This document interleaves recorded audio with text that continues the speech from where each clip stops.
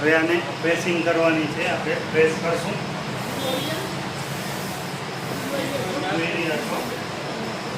આપણે આ પ્રેસ કરવા માટે લાકડાની જરૂર પડે છે. પ્રેસ કરવાનો મતલબ એ કે એર બબલ્સ ન રહે એના માટે આપણે આ પ્રેસ કરી નાખીએ, કેમ કે ફેવિકોલ એક જગ્યાએ રહે નહીં.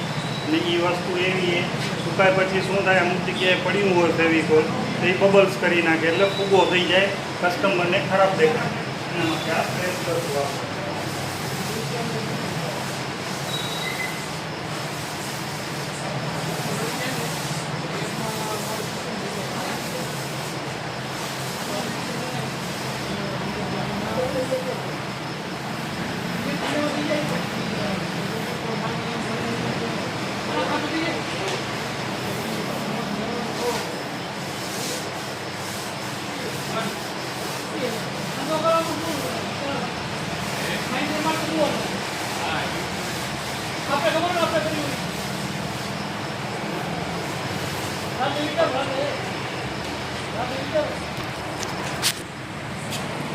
તમે જોઈ રહ્યા છો કે આ વસ્તુ જોઈ લો, આ બબલ્સ કરી નાખે છે.